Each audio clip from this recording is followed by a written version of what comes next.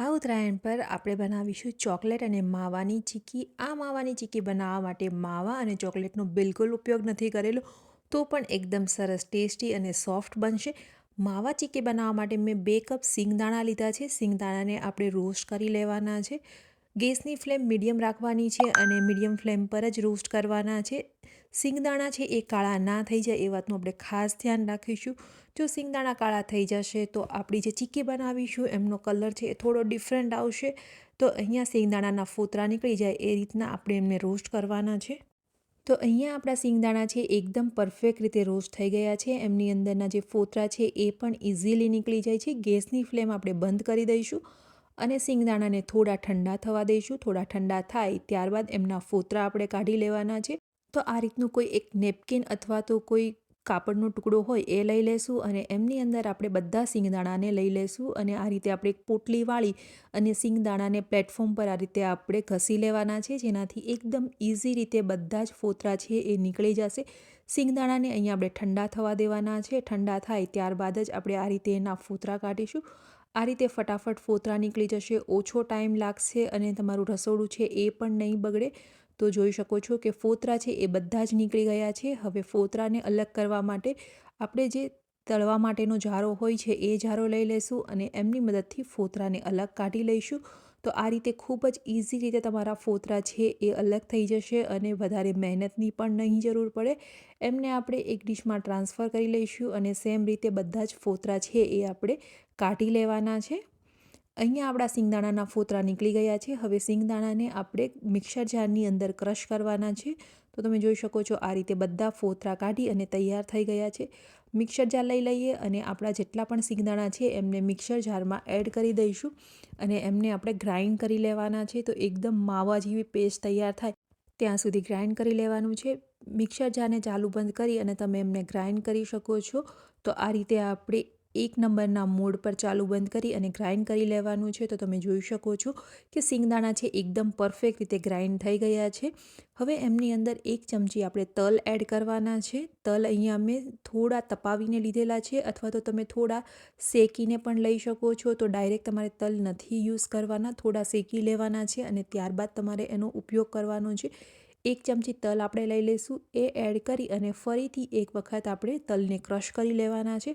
તો અહીંયા તલને પણ આપણે એકદમ પરફેક્ટ રીતે ક્રશ કરી લઈશું. ફરીથી મિક્સરને ચાલુ બંધ કરી અને ગ્રાઇન્ડ કરી લઈએ. તો આપણો જે સિંગદાણાનો માવો છે એ હાથની મદદથી આપણે બોલ્સ વાળીએ અને બોલ્સ વળી જાય એ રીતનો તૈયાર કરવાનો છે. છૂટો ના રહે એ વાતનું ખાસ ધ્યાન રાખીશું. તમે આ રીતે પરફેક્ટ તમે ગ્રાઇન્ડ કરશો તો એકદમ સરસ રીતે ગ્રાઇન્ડ થઈ જશે. એક વખત હાથમાં લઈ અને આપણે જોઈ લઈએ. તો આ રીતે તમે હાથમાં લો અને એકસાથે કમ્બાઈન થઈ જાય એ રીતનું આપણે ગ્રાઇન્ડ કરવાનો છે.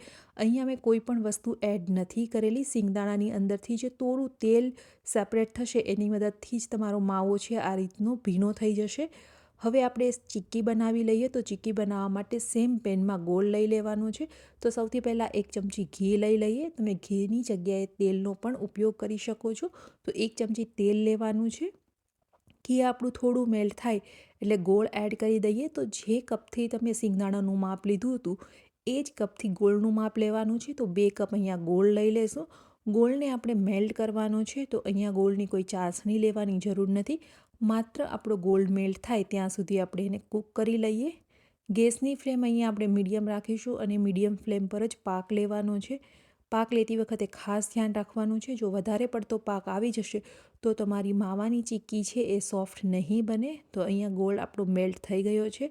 તમે જોઈ શકો છો આ રીતનો એક વખત મેલ્ટ થઈ જાય અને થોડો કલર ચેન્જ થઈ જાય અને લાઇટ કલરનો થાય ત્યાં સુધી ગોળને કૂક કરવાનો છે. હવે મેં અહીંયા ગેસની ફ્લેમ છે એ બંધ કરી દીધી છે.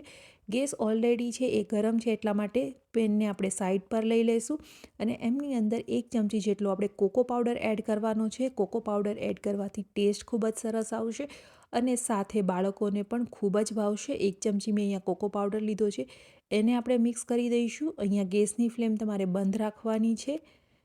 કોકો પાવડર એક વખત પરફેક્ટ રીતે મિક્સ થઈ જાય ત્યારબાદ આપણે જે સિંગદાણાનો પાવડર બનાવી અને તૈયાર કરેલો હતો એ એડ કરવાનો છે. તો અહીંયા આપણે સિંગદાણાનો જે પાવડર છે એ એડ કરી દઈએ અને મિક્સ કરી લઈએ.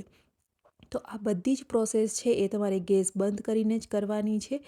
એક વખત બધી જ વસ્તુ પરફેક્ટ રીતે મિક્સ થઈ જાય ત્યારબાદ આપણે ગેસની ફ્લેમને ચાલુ કરીશું. તો અહીંયા બધી વસ્તુને મિક્સ કરી અને ગેસની ફ્લેમ ચાલુ કરી ફરીથી લગભગ અડધો મિનિટ માટે જ આપણે કૂક કરવાનું છે, વધારે કૂક નથી કરવાનું. માત્ર બધી જ વસ્તુ છે એ પરફેક્ટ રીતે મિક્સ થઈ જાય ત્યાં સુધી જ આપણે મિક્સ કરીશું. અને અહીંયા આપણી માવાની ચીક્કી બની અને તૈયાર થઈ ગઈ છે. આ માવાની ચીક્કી બનાવવા માટે આપણે માવા અને ચોકલેટનો બિલકુલ ઉપયોગ નથી કર્યો, તો પણ એકદમ સરસ ટેસ્ટી માવા ચોકલેટની ચીક્કી બની અને તૈયાર થઈ ગઈ છે. તો આ ઉત્તરાયણમાં તમે આ ચીક્કી બનાવી અને બાળકોને આપી શકો છો. ઘરના નાનાથી લઈ અને મોટા બધાને જ આ ચીક્કી ખૂબ જ ભાવશે. તો અહીંયા આપણે એમને એક મોલ્ડની અંદર ટ્રાન્સફર કરી લઈશું. તો તમે ડાયરેક્ટ ડીશમાં પણ એમને ટ્રાન્સફર કરી શકો છો. મેં અહીંયા આ રીતનું એક બોક્સ લીધું છે અને નીચે બેકિંગ પેપર આપણે લગાવી દઈશું. તો બેકિંગ પેપરથી છે એ આપણી ચીક્કી નીચે ચીપકશે નહીં અને આસાનીથી છે એ ડિમોલ્ડ થઈ જશે. હવે એમને આમાં ટ્રાન્સફર કરી લઈએ અને થોડી વાર માટે સેટ થવા દેવાની છે. ટ્રાન્સફર કરી અને થોડી સેટ કરી લઈશું. તો અહીંયા ચમચાની મદદથી આપણે એકદમ સીધી એની સરફેસને કરી લેવાની છે અને સાઈડની કોર્નર છે એમને પણ આપણે સીધી કરી લઈશું. થોડું ટેપ કરી લઈએ જેથી ઇવન થઈ જાય. ઉપરથી થોડા તલ સ્પ્રિંકલ કરી દઈશું. તલને સ્પ્રિંકલ કરવા એકદમ ઓપ્શનલ છે, તેનાથી ગેટઅપ સારો આવે છે, દેખાવમાં સરસ લાગશે. જો તમારે તલ સ્પ્રિંકલ કરવા હોય તો તમે કરી શકો છો અથવા તો સ્કીપ પણ કરી શકો છો. વધારે માત્રામાં આપણે તલ સ્પ્રિંકલ નહીં કરીએ, માત્ર થોડા જ સ્પ્રિંકલ કરવાના છે. અને તમે જોઈ શકો છો કે આપણી જે માવા ચીક્કી છે એ એકદમ પરફેક્ટ રીતે સેટ થઈ ગઈ છે. આ રીતે તમારે એકદમ પરફેક્ટ કરી લેવાની છે અને ત્યારબાદ ઠંડી થાય ત્યાં સુધી રાખી મૂકીશું અને ત્યારબાદ આપણે એને પીસમાં કટ કરવાની છે. તો લગભગ 15થી 20 મિનિટમાં આપણી ચીક્કી છે એ ઠંડી થઈ જશે અને ઠંડી થાય ત્યારબાદ આપણે એને પીસીસમાં કટ કરી લઈશું. ઉપરથી તલ સ્પ્રિંકલ કરી અને ફરીથી થોડા આપણે એમને પ્રેસ કરી દેવાના છે જેથી તલ છે એ સેટ થઈ જાય એકદમ સરસ રીતે. તો અહીંયા આપણા તલ પણ સેટ થઈ ગયા છે અને હવે 15થી 20 મિનિટ માટે રાખી મૂકીએ. 15થી 20 મિનિટમાં ચીક્કી છે એ સેટ થઈ ગઈ છે. થોડી એવી ગરમ હોય ત્યાં જ આપણે પીસીસ કટ કરી લેવાના છે. જો એકદમ ઠંડી થઈ જશે તો પીસીસમાં કટ નહીં થાય એટલા માટે. તો અહીંયા તમે તમારી ઈચ્છા મુજબ નાના અથવા તો મોટા પીસીસમાં કટ કરી શકો છો. મેં અહીંયા નાના નાના પીસીસમાં કટ કર્યા છે. તો નાની સાઇઝની ચોકલેટ આવે છે એમના જેવું લાગશે. બાળકોને તમે એક એક પીસ આપી શકો છો. મોટા લોકોને જો ખાવી હોય તો એ પણ આ ચીક્કી ખાઈ શકે છે કારણ કે ખાવામાં એકદમ સોફ્ટ બની છે. તો આ રીતે આપણે પીસ કટ કરી લઈએ.